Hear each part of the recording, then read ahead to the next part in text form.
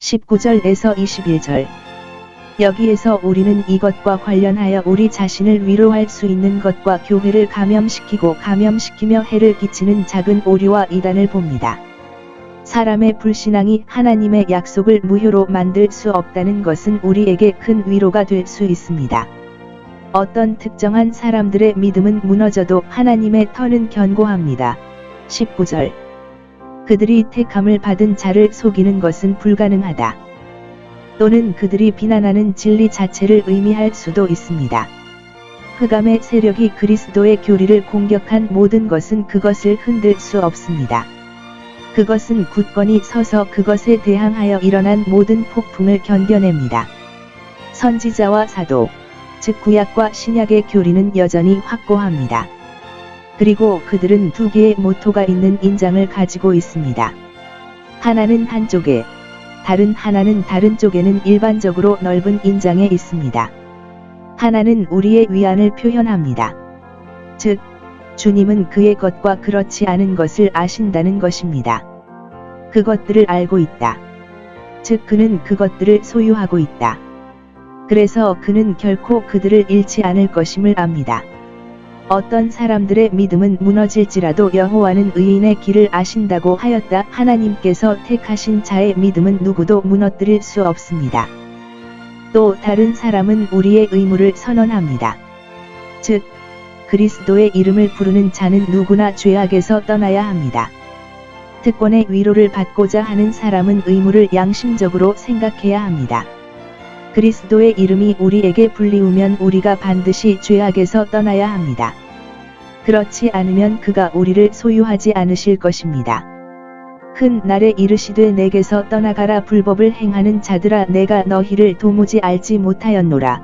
마 7시 23분.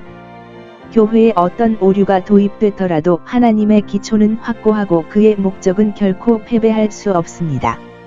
하나님은 교회 안에 그의 것이요 그의 것으로 알고 있는 사람들이 있습니다.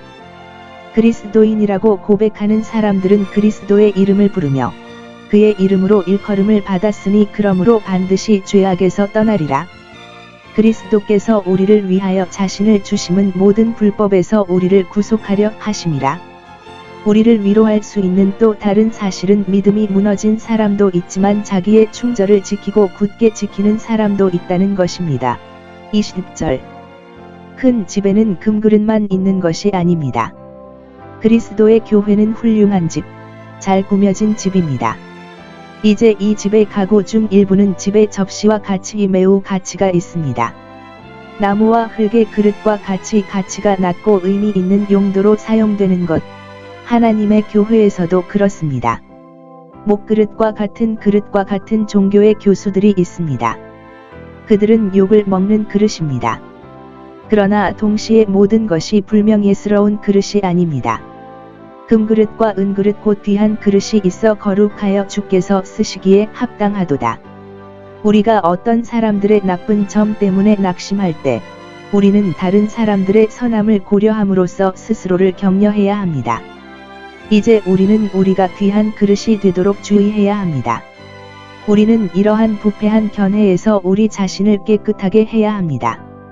그래야 우리가 주님의 사용을 위해 성화될 수 있습니다. 교회에는 귀한 그릇도 있고 천한 그릇도 있습니다. 자비의 그릇도 있고 진노의 그릇도 있습니다. 어떤 사람들은 부패한 견해와 악한 생활로 교회에 불명예를 안겨줍니다. 다른 사람들은 모범적인 대화를 통해 그것을 존중하고 공로를 인정합니다. 사람은 명예의 그릇이 되거나 주인이 사용하기 위해 만나기 전에 이것들에서 자신을 정화해야 합니다. 모든 선박은 선장의 사용에 적합해야 합니다. 교회에서 하나님이 인정하시는 각 사람은 그의 주인을 섬기는 일에 전념하고 그의 쓰임에 합당해야 합니다.